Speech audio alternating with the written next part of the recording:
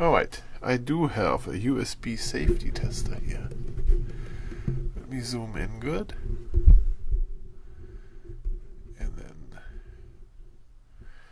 we go here. So, alright. This is a USB safety tester. I need to get this sharpened up. Here. Okay, so let me turn this off. Turn it back on. So this is charging here.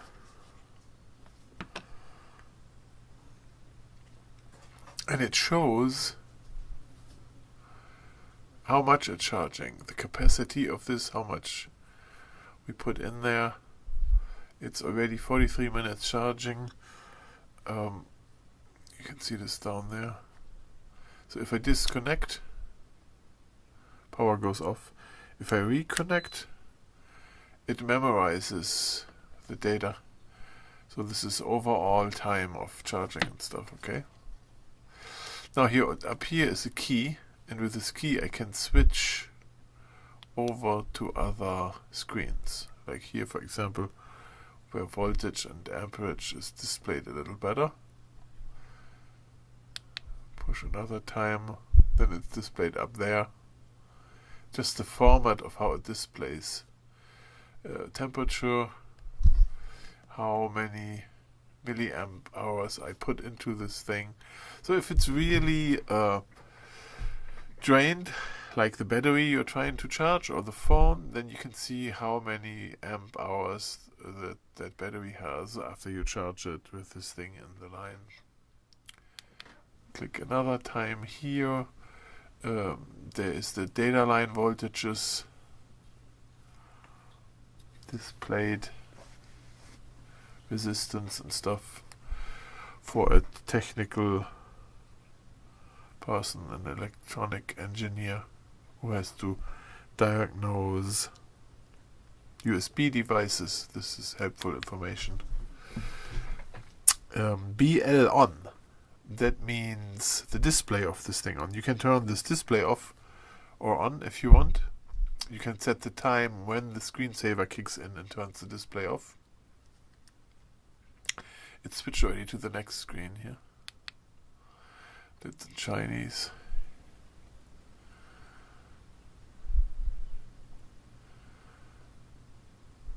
More data, right? So, this BL on, the screensaver, if you want to set it, you would double click on it, triple click on it, there it goes. So after 59 seconds now, the screen will turn off. If you click once, oh, that's the next screen. So if you click one time always, you go to next screens, right? Click and it goes to the next. If you click faster, like double clicks, you go into the settings. See that? Now I switched it to on again. So display always on. That's what that means. Display always on. Double click. There it goes. Triple click, right? So now when I push it, then this counts down to whatever seconds I want. So that means display off after 30 seconds, after 20 seconds, 15 seconds. So this thing will keep working, but after 15 seconds it turns it off. Double click, and then it counts up. Oh, sorry about this. You have to be a little patient here with this kind of device. If you click too fast, you go to the next screen. Yeah, there you count it up. And there's on again. So constant on. What other things does it have? This is the text. Double click and it turns it upside down. See that? Now the whole interface is upside down in case you have the stick in somewhere where you have to read from the other side. So to go back here, you need to go to the AA again.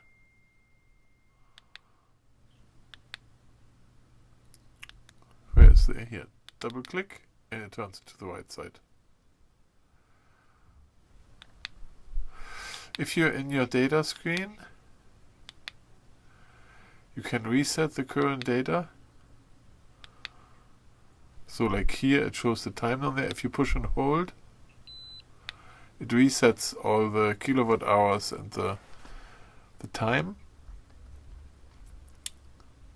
If you want to reset the whole thing, what you do is you disconnect, push and hold the key and then connect it. Then it resets. You can click through here.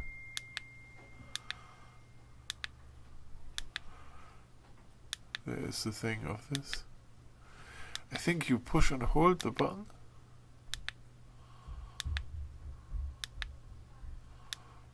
Push and hold, and then it does reset.